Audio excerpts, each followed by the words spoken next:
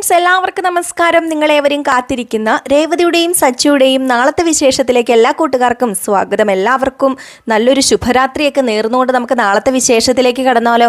അങ്ങനെ ഇന്നത്തെ വിശേഷവും പ്രമോയൊക്കെ കണ്ടിട്ട് നിങ്ങളെല്ലാവരും കാത്തിരിക്കുകയാണെന്ന് എനിക്കറിയാം. ഇനി നാളെ എന്താണ് സംഭവിക്കാൻ പോവുകയല്ലേ. നമ്മുടെ ശ്രുതി ആയിക്കോട്ടെ ചന്ദ്രയെ വീഴ്ത്താൻ വേണ്ടി പല പല നുണകളൊക്കെ പ്രചരിപ്പിച്ചിട്ടുണ്ട്. അതുപോലെ തന്നെ നമ്മുടെ ശ്രുതിയുടെ ഒരേ ഒരു ലക്ഷ്യം എന്ന് പറയുന്നത് ശ്രുതിനെ എങ്ങനെയെങ്കിലും വീഴ്ത്താം, ചന്ദ്രനെ വശത്താക്കി എടുക്കുക. അപ്പം അതാണ് നമ്മൾ ലാസ്റ്റ് ഭാഗമായിട്ട് കണ്ടത്. കൂട്ടുകാരിയോട് പറയുന്ന കാര്യം ചന്ദ്രനെ വീഴ്ത്താൻ ഇച്ചിരി ബുദ്ധിമുട്ടാണ് താനും. അപ്പോൾ അതൊക്കെ ശ്രുതിക്ക് അറിയാം. അതുകൊണ്ട് ശ്രുതിയുടെ കളി എന്ന് പറയുന്നത്, അതായത് ശ്രുതി ഇനി കളിക്കാൻ പോകുന്നത് അങ്ങേയറ്റത്തെ കളികൾ തന്നെയാണ്. കാരണം താനൊരു കോടീശ്വരിയാണെന്ന് വരുത്തി തീർക്കാൻ വേണ്ടിയുള്ള ഒരു ഡ്രാമ. ആ ഡ്രാമ ഏതായാലും പതുക്കെ നമുക്ക് കാണാം കേട്ടോ. നാളെ കാണാൻ പറ്റില്ല. അപ്പോൾ ഏതായാലും നാളെ തുടങ്ങുമ്പോൾ തന്നെ കാണിക്കുന്നത് നമ്മുടെ സച്ചിനെയാണ്. അപ്പം സച്ചി മാലയൊക്കെ പണയം എടുത്തിട്ട് നേരെ നമ്മുടെ രേവതിയുടെ വീട്ടിലേക്കാട്ടോ വെച്ച് പിടിച്ചേക്കുന്നത്. അങ്ങനെ രേവതിയുടെ വീട്ടിലേക്ക് നേരെ ചെല്ലുകയാണ്. അപ്പം ഇവരായിക്കോട്ടെ പൂക്കടയിൽ പോകാൻ വേണ്ടി തുടങ്ങുന്നു, അനിയത്തി പഠിക്കാൻ പോകാൻ വേണ്ടി തുടങ്ങുന്നു, അനിയനും പഠിക്കാൻ പോകാൻ വേണ്ടി തുടങ്ങുന്നു.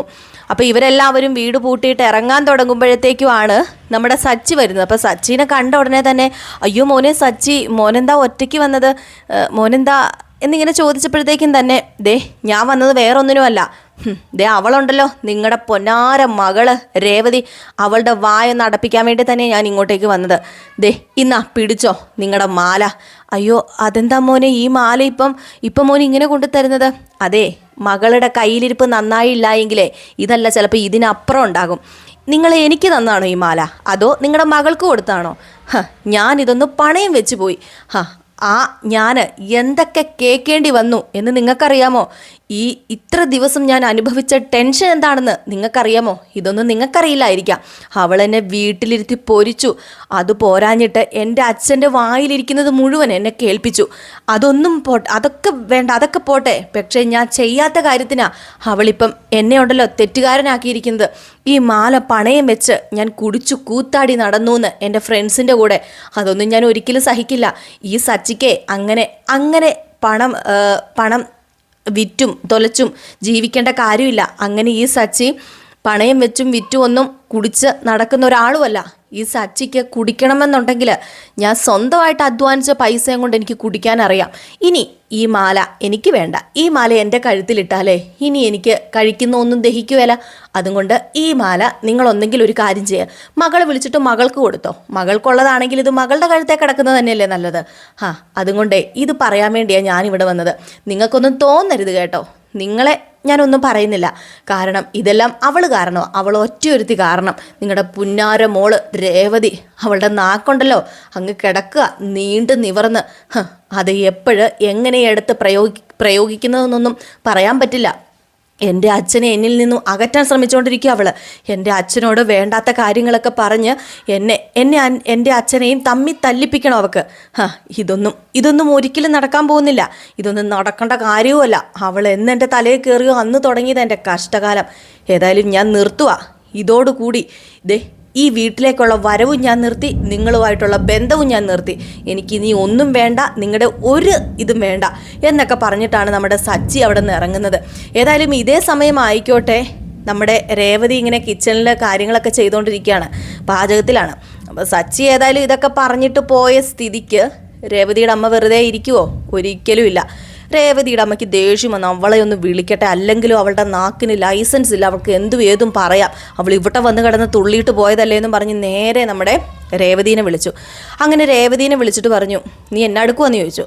അപ്പോഴത്തേക്കും ഞാൻ എന്തെടുക്കാനാ അമ്മ വീട്ടിൽ, ഞാൻ ഇവിടെ അടുക്കളയിലെ ഓരോ കാര്യങ്ങളൊക്കെ ചെയ്തുകൊണ്ടിരിക്കുക. എനിക്കിവിടെ വേറെ എന്ത് ജോലിയാ? അല്ല നിൻ്റെ ഈ തമ്മിത്തല്ലിക്കലൊക്കെ നിർത്താറായില്ലേ? എന്താ അമ്മ ഈ പറയുന്നത്? തമ്മിത്തല്ലിക്കലോ? തമ്മിത്തല്ലിക്കലെന്നല്ലാതെ പിന്നെ എന്താ ഇതിന് പറയുന്നത്? രേവതി, ഞാനൊരു കാര്യം പറഞ്ഞേക്കുക, കുടുംബജീവിതമാണ് അത്. നീ തകർത്ത് കളയാൻ വേണ്ടി ഇരുന്നാലുണ്ടല്ലോ നിനക്ക് കിട്ടിയിരിക്കുന്നത് ഒരു നല്ല ചെക്കനെയാണ്. ആ ചെക്കനെ നീ നോക്കി നിന്റെ ഭർത്താവായിട്ട് അംഗീകരിച്ച് അവൻ്റെ സന്തോഷത്തിന് വേണ്ടി ജീവിക്കോ? ഓഹോ, അപ്പോൾ എൻ്റെ സന്തോഷമോ? ഇന്ന് അവനിവിടെ വന്നായിരുന്നു.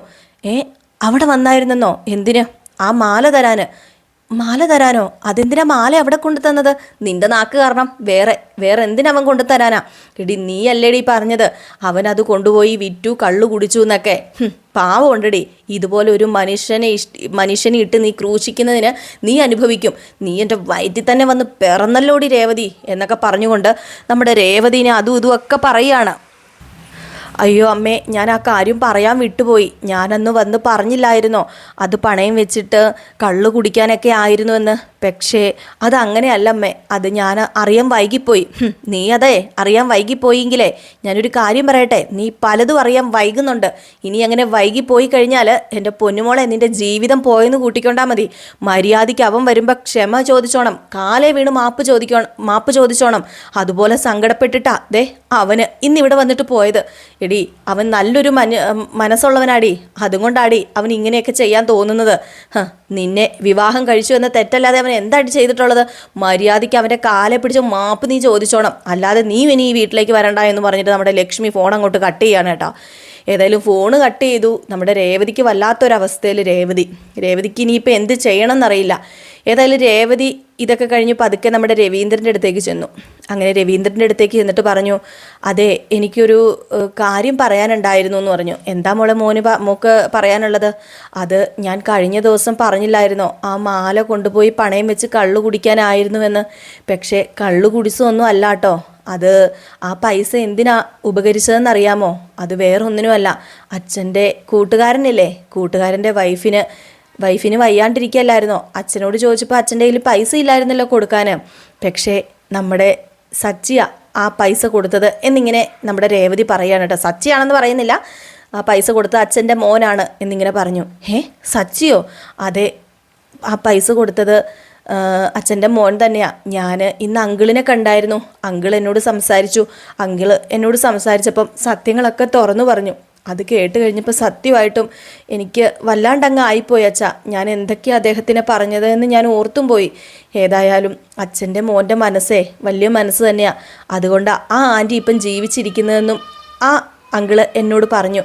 ഒരു വലിയ തെറ്റാ അച്ഛൻ ഞാൻ ചെയ്തത് എന്ന് പറഞ്ഞപ്പം എനിക്കറിയായിരുന്നു മോളെ, ഒരിക്കലും അവനങ്ങനെ വിറ്റും തൊലച്ചൊന്നും കള്ളു കുടിക്കില്ലെന്ന് എനിക്ക് നന്നായിട്ട് അറിയാം. അവനെ ഞാനും എൻ്റെ അമ്മയും കൂടിയാണ് വളർത്തിയത്. അതുകൊണ്ട് തന്നെ അവനെല്ലാ കാര്യങ്ങളും അറിയാം. പാവം കഷ്ടമുണ്ട് അല്ലേ, നമ്മൾ എന്തൊക്കെയാണ് അവനെ പറഞ്ഞത്? പോട്ടെ, സാരമില്ല മോൾ, ഇതോർത്തിനി വിഷമിക്കുകയൊന്നും വേണ്ട. അവനോട് ഞാൻ പറഞ്ഞ് സമാധാനിപ്പിച്ചോളാം. അല്ലച്ചാ, ഇത് അച്ഛനറിഞ്ഞു കഴിഞ്ഞാൽ അത് ഇഷ്ടമാകില്ല അച്ഛൻ്റെ മോന്. അതെന്താ അതങ്ങനെ പറയാൻ കാരണം? അതെ, അങ്കിള് അച്ഛനോട് പറയാതിരുന്നത് ഒറ്റ ഒരു കാരണത്താലാ. അന്ന് ഇത് പണയം വെച്ച് കൊടുത്തു കഴിഞ്ഞപ്പോഴത്തേക്കും അച്ഛൻ്റെ മോൻ പറഞ്ഞായിരുന്നു ഇത് ഇത് അച്ഛനറിയാൻ പാടില്ല എന്ന് അങ്കിളിനോട് പറഞ്ഞു. അതും കൊണ്ടാ അങ്കിള് അച്ഛനെ കണ്ടിട്ട് ഈ കാര്യം പറയാതിരുന്നത്. അതും എന്നോട് പറഞ്ഞു. പക്ഷേ എന്നോട് പറയരുതെന്നൊന്നും പറഞ്ഞിട്ടില്ല. അതുകൊണ്ട് അച്ഛൻ അറിഞ്ഞ ഭാവം കൊടുക്കണ്ട എന്നിങ്ങനെ പറഞ്ഞു കേട്ടോ. ഏതായാലും രേവതി ഇത് പറഞ്ഞിട്ട് അങ്ങ് മാറിപ്പോയി. നമ്മുടെ രവീന്ദ്രനും എന്തോ പോലെ ആയിപ്പോയി കേട്ടോ. മകനെ ഒത്തിരി കുറ്റപ്പെടുത്തുകയൊക്കെ ചെയ്തല്ലോ. ഒത്തിരി എന്ന് പറഞ്ഞാൽ വേണ്ടാത്തതും ഒക്കെ ആയ കാര്യങ്ങളൊക്കെ കുറേ പറഞ്ഞു. രേവതി ആയിക്കോട്ടെ, ഞാൻ ഇനിയിപ്പോൾ എന്താ ഈശ്വര ചെയ്യുന്നത്? ഇതിന് എന്ത് പ്രായച്ചിത്തമാണ് ഞാൻ ചെയ്യുന്നത്? ഞാനൊരു വലിയ തെറ്റാണല്ലോ ചെയ്തത് എന്നൊക്കെ പറഞ്ഞുകൊണ്ട് നമ്മുടെ രേവതിയും വല്ലാത്തൊരു അവസ്ഥയിൽ ഇങ്ങനെ ഇരിക്കുകയാണ്. ശേഷം നമ്മുടെ സച്ചി വരികയാണ് കേട്ടോ. അങ്ങനെ നമ്മുടെ സച്ചി വന്ന ഉടനെ തന്നെ രേവതി വളരെ സൗമ്യമായിട്ട് തന്നെ ഇടപെടാൻ ശ്രമിക്കുകയാണ്. അപ്പം സച്ചി റൂമിനകത്ത് വന്ന ഉടനെ ചോദിച്ചു, ഭക്ഷണം എടുത്തു വെച്ചിട്ടുണ്ട്, കഴിക്കുന്നില്ലെന്ന് ചോദിച്ചപ്പോഴത്തേക്കും ഭക്ഷണം എടുത്ത് വെച്ചിട്ടുണ്ട്, അവിടെ ഇരിക്കട്ടെ, അത് കഴിക്കണോ വേണ്ടോ എന്ന് ഞാൻ തീരുമാനിച്ചോളാം, എനിക്കറിയാം കഴിക്കാൻ. അത് പിന്നെ ചെയിന് എനിക്കറിയാം, നീ ആദ്യം ഈ മാലയുടെ കാര്യമായിരിക്കും ചോദിക്കാൻ പോകുന്നതെന്ന് എനിക്ക് നന്നായിട്ടറിയാം. നിൻ്റെ കോപ്പിലെ ചെയിന്, ആ ചെയിനുണ്ടല്ലോ ഞാൻ നിൻ്റെ അമ്മയുടെ കൈ കൊണ്ട് ഏൽപ്പിച്ചിട്ടുണ്ട്. ഓഹോ, അമ്മയുടെ കയ്യിൽ ഏൽപ്പിച്ചെന്നോ? അമ്മേനെ വിളിച്ച് പറഞ്ഞായിരുന്നു. ഇപ്പം ഏതായാലും നിനക്ക് സമാധാനമായോ? ഇനി ആ ചെയിനെ കുറിച്ച് ഇവിടെ മിണ്ടിപ്പോകരുത്. അത് പിന്നെ എനിക്ക് വലിയൊരു തെറ്റാ പറ്റിയത്, അതെനിക്കറിയാം. ഞാൻ ഇന്ന് അച്ഛൻ്റെ കൂട്ടുകാരനെ കണ്ടായിരുന്നു. അദ്ദേഹത്തിൻ്റെ ഭാര്യയ്ക്ക് വേണ്ടിയാണല്ലേ ആ ഒരു ചെയിന് പണയം വെച്ചത്. ഹോ, അപ്പം അതും നീ അറിഞ്ഞല്ലേ? ദേ പതുക്കെ പറ, അച്ഛൻ കേട്ട് കഴിഞ്ഞിട്ടുണ്ട് അച്ഛന് വിഷമാവും. അത് അച്ഛന് വിഷമാവില്ല, നിങ്ങളിങ്ങനെ എല്ലാം മറിച്ച് നടന്നിട്ടല്ലേ ദേ അതൊരു വലിയ തെറ്റായിട്ട് ഞങ്ങൾക്ക് തോന്നിയത്. ഞങ്ങളൊക്കെ വിചാരിച്ചത് അതുകൊണ്ട് കുടിച്ചു കൂത്താടാനായിരിക്കുന്നു തന്നെയാണ്. പക്ഷെ നിങ്ങൾ സത്യം പറയുമായിരുന്നെങ്കിൽ നിർത്ത് രേവതി, നിന്റെ ശബ്ദം ഇനി ഉയർന്നു പോകരുത്. അത് അച്ഛൻ കേട്ട് കഴിഞ്ഞാൽ അത് അച്ഛന് സഹിക്കില്ല, അച്ഛന് വിഷമാകും. ഞാൻ കഷ്ടപ്പെടുന്നത് എൻ്റെ അച്ഛന് ഇഷ്ടമല്ല. അതുമല്ല, എൻ്റെ അച്ഛൻ്റെ കയ്യിൽ പൈസ ഇല്ലാതെ വന്നപ്പോഴേ എനിക്കുണ്ടായ വേദന അത് നിനക്ക് പറഞ്ഞാൽ മനസ്സിലാവില്ല. അന്ന് എൻ്റെ അച്ഛനോട് കൂട്ടുകാരൻ വന്ന് പൈസ ചോദിച്ചു. 50 ലക്ഷം രൂപയില്ലേ സുധി കൊണ്ടുപോയ 50 ലക്ഷം രൂപ ഉണ്ടായിരുന്നുവെങ്കിൽ എൻ്റെ അച്ഛൻ ആ കൂട്ടുകാരന് പൈസ എടുത്ത് കൊടുത്തേനെ. പക്ഷേ എൻ്റെ അച്ഛൻ അത് പൈസ കൊടുക്കാൻ കഴിഞ്ഞില്ല. കാരണം എന്താ? എൻ്റെ അച്ഛൻ്റെ കയ്യിൽ പൈസ ഇല്ലാണ്ടായിപ്പോയി. എൻ്റെ അച്ഛൻ അവിടെ അപമാനിതനായി. അതുമാത്രമല്ല, അച്ഛൻ എന്നോടൊരു വാക്ക് പറഞ്ഞില്ല. കാരണം ഞാൻ ഈ പൈസ ഉണ്ടാക്കാൻ വേണ്ടി കഷ്ടപ്പെടുന്ന അച്ഛൻ അറിയാം. അതുകൊണ്ടാണ് അച്ഛൻ എന്നോടൊന്നും പറയാതിരുന്നത്. ദേ എൻ്റെ അച്ഛൻ്റെ മനസ്സ് വേദനിക്കുന്നതേ എനിക്ക് ഇഷ്ടമല്ല. അതുകൊണ്ടാണ് ഞാൻ പറയാത്തത്, ആരോടും ഒന്നും പറയാത്തത്. അല്ലാതെ വേറെ ആരെയും പേടിച്ചിട്ടൊന്നും അല്ല. എൻ്റെ അച്ഛനോടുള്ള സ്നേഹം, എൻ്റെ അച്ഛനെ സ്നേഹിക്കാൻ ആരുമില്ല. എൻ്റെ അച്ഛനെ സ്നേഹിക്കാൻ ഞാൻ മാത്രമേ ഉള്ളൂ. എൻ്റെ അച്ഛൻ്റെ മനസ്സിലാക്കാൻ ഇവിടെ ആർക്കും കഴിയില്ല. അത് എനിക്ക് മാത്രമേ കഴിയുള്ളൂ. എൻ്റെ അച്ഛനൊരു നല്ല മനസ്സുണ്ട്. അതുകൊണ്ടാണ് നീ ഇപ്പോൾ ഇവിടെ നിൽക്കുന്നത് എന്നൊക്കെ പറഞ്ഞ് അച്ഛനെക്കുറിച്ച് അങ്ങ് പറയുകയാണ്. ഏതായാലും രവീന്ദ്രൻ ഇത് റൂമിൻ്റെ വെളിയിൽ നിന്ന് കേൾക്കുന്നുണ്ട് കേട്ടോ, നമ്മുടെ സച്ചി പറയുന്നതൊക്കെ. സച്ചി പറയുന്ന ഓരോ വാക്കും നമ്മുടെ രവീന്ദ്രൻ്റെ ചങ്കിൽ ഇങ്ങനെ എന്താ പറയുക, തുളച്ച് കയറുകയാണ്. കാരണം അച്ഛനോടുള്ള സ്നേഹം, രവീന്ദ്രനോട് നമ്മുടെ സച്ചിക്കുള്ള സ്നേഹം എത്രത്തോളമാണെന്ന് ഓരോരോ വാക്കിലൂടെയും പ്രകടമാകുന്നു. അത് നമുക്ക് മനസ്സിലാകും കേട്ടോ, നമുക്ക് മനസ്സിലാകും. അതുപോലെ തന്നെ രവീന്ദ്രനും അത് തിരിച്ചറിയാണ്. ഇത്ര സ്നേഹമുള്ള ഒരു മകനെ കിട്ടുക എന്ന് പറഞ്ഞാൽ അത് പുണ്യം തന്നെയാണ്, എന്തോ ഒരു ഭാഗ്യം തന്നെയാണ് എന്ന് നമ്മുടെ രവീന്ദ്രൻ അവിടെ നിന്ന് മനസ്സിലാക്കി. രവീന്ദ്രൻ്റെ കണ്ണുകൾ ഇങ്ങനെ ഈറിനണിയാണ് കേട്ടോ. കാരണം ഇത്രയും സ്നേഹമുള്ളൊരു മകന് അത് നമ്മുടെ രേവതിക്ക് മനസ്സിലാവുന്നുണ്ട്. കാരണം അച്ഛൻ എൻ്റെ അച്ഛനെ വേദനിപ്പിക്കാൻ എനിക്ക് പറ്റില്ല. എൻ്റെ അച്ഛനെ എനിക്ക് അപമാനപ്പെടുത്താനും പറ്റില്ല. എൻ്റെ അച്ഛന് എൻ്റെ അച്ഛനായിരിക്കണമെന്നും ഒരിക്കലും ഞാൻ ആ പൈസ കൊടുത്തെന്ന് അറിഞ്ഞു കഴിഞ്ഞാൽ ചിലപ്പം എൻ്റെ അച്ഛനുണ്ടല്ലോ വേദന തോന്നും. അതെനിക്ക് സ്വാഭാവികമായിട്ടും അറിയാം. അതുകൊണ്ട് എൻ്റെ അച്ഛനെ വേദനിപ്പിക്കാൻ എനിക്ക് ഇഷ്ടമില്ലാഞ്ഞിട്ടാണ് ഞാൻ ഇതൊക്കെ മറച്ചു വെച്ചത് എന്നൊക്കെ പറയുമ്പോഴത്തേക്കും രവീന്ദ്രൻ അതല്ല, ഇതിനപ്പുറം കുറേ വാക്കുകളൊക്കെയാണ് പറയുന്നത് കേട്ടോ. അതൊക്കെ നമുക്ക് കാണുമ്പോഴേ അതിൻ്റെ ആ ഒരു ഫീല് മനസ്സിലാകത്തുള്ളൂ. നമ്മുടെ സച്ചി പറയുന്ന ആ ഒരു വാക്കുകളുടെ ആ ഒരു ഫീല്, അച്ഛനോട് അത്രമാത്രം സ്നേഹമാണ് നമ്മുടെ സച്ചിക്കുള്ളതെന്ന്. ഏതായാലും ഇതൊക്കെ കേട്ട നമ്മുടെ രവീന്ദ്രൻ എന്താ പറയുക, സന്തോഷമാണോ ആനന്ദക്കണ്ണീരാണോ? തനിക്ക് ഇത്രയും സ്നേഹമുള്ളൊരു മകനുണ്ടല്ലോ, തൻ്റെ അമ്മ മാത്രമാണ് ഇങ്ങനെ സ്നേഹിച്ചിട്ടുള്ളത്. പിന്നെ എൻ്റെ മകൻ എൻ്റെ അച്ഛനും എൻ്റെ അമ്മയും പോലെയൊക്കെ എൻ്റെ മകൻ എന്നെ സ്നേഹിക്കുന്നുണ്ടല്ലോ എന്നൊക്കെ നമ്മുടെ രവീന്ദ്രൻ ഇങ്ങനെ കണ്ണിൽ ഈറിനടിഞ്ഞ് കരഞ്ഞുകൊണ്ട് റൂമിലേക്ക് പോകുന്ന ഒരു സീനൊക്കെ ഉണ്ട് കേട്ടോ. ഏതായാലും നമ്മുടെ രേവതി പറഞ്ഞു, ഇനിയെങ്കിലും നിങ്ങളിങ്ങനെ നുണ പറയാതിരിക്കണം. എന്തിനാണ് നിങ്ങൾ ഈ നുണ പറയുന്നത്? നിങ്ങൾ നുണ പറയുന്നത് കൊണ്ട് ഒരിക്കലും നിങ്ങൾക്കത് നല്ലതാവില്ല, നിങ്ങൾക്കത് ദോഷമേ വരത്തുള്ളൂ എന്ന് പറഞ്ഞപ്പോൾ ഞാൻ ഇതുവരെ ഒന്നിനും നുണ പറഞ്ഞിട്ടില്ല. എൻ്റെ അച്ഛൻ്റെ മുമ്പിൽ ഒരു നുണ പോലും ഞാൻ ഇതുവരെ പറഞ്ഞിട്ടില്ല. പക്ഷേ എനിക്ക് ഇതും നുണ പറയേണ്ടി വന്നു. ഇതൊക്കെ നീ കാരണം തന്നെയാണ് ഈ നുണകളൊക്കെ പറയേണ്ടി വന്നത്. എൻ്റെ കൂട്ടുകാരന്മാരും കൂടെ പറഞ്ഞിട്ടാ എന്നിങ്ങനെ പറഞ്ഞിട്ട് കൂട്ടുകാരന്മാരുടെ സീൻ കാണിക്കുകയാണ് കേട്ടോ. കാരണം കഴിഞ്ഞു പോയ സീനാണ്. അതുകൂടെ കാരണമാണ് നമ്മുടെ സച്ചി ഇത് മറച്ചു വെച്ചത്. കൂട്ടുകാരന്മാർ ചെയിൻ വിറ്റ കാര്യം അറിഞ്ഞപ്പോഴേ പറഞ്ഞു, നിൻ്റെ ഭാര്യയുടെ വീട്ടുകാർ കൊടുത്ത ചെയിനാണെങ്കിൽ ഒരിക്കലും നീ ഇത് പുറത്ത് പറയാൻ പാടില്ല. നീ പുറത്ത് പറഞ്ഞാൽ നിൻ്റെ ഭാര്യ നിന്നോട് ദേഷ്യപ്പെടും, പിന്നെ അത് വലിയ പ്രശ്നമാക്കും. അത് നാട്ടുകാരും വീട്ടുകാരൊക്കെ അറിഞ്ഞ് വലിയൊരു പ്രശ്നമാകും. ഭാര്യമാരുടെ എന്തെങ്കിലും പണയം വെച്ചിട്ടുണ്ടെങ്കിൽ നീ അത് അറിയാതെ എടുത്തു കൊടുത്താൽ മതി എന്നൊക്കെ അവന്മാരെ എന്നോട് പറഞ്ഞു തന്നത്. അതുകൊണ്ടാണ് ഞാൻ ഇങ്ങനെയൊക്കെ ചെയ്തതെന്ന് പറയുന്നുണ്ട് കേട്ടോ. ഏതായാലും അങ്ങനെ കുറച്ച് സീനൊക്കെ കാണിക്കുന്നുണ്ട്. നമ്മുടെ സച്ചിയുടെ ദേഷ്യവും പകയും ഒന്നും തീരുന്നില്ല രേവതിയോടുള്ളത്. പക്ഷേ രേവതിക്ക് മനസ്സിലായി നമ്മുടെ സച്ചിയുടെ ആ ഒരു എന്താ പറയുക, ആ ഒരു മനസ്സ് എന്താണ് എന്ന് രേവതിക്ക് മനസ്സിലായി തുടങ്ങിയിട്ടുണ്ട് ഈ ഒരു കാരണം മൂലം. അങ്ങനെ ഇവർ സംസാരിക്കുന്നതിനിടയിൽ പെട്ടെന്നൊരു ഫോൺ കോൾ വരികയാണ് സച്ചിക്ക്. അപ്പോൾ രാത്രിയാണ് കേട്ടോ. അപ്പോൾ രാത്രിയാണെങ്കിലും ഒരു ഫോൺ കോൾ വരുന്നത് വേറെ ഒന്നുമല്ല, ഒരു ഓട്ടോ ആണ്.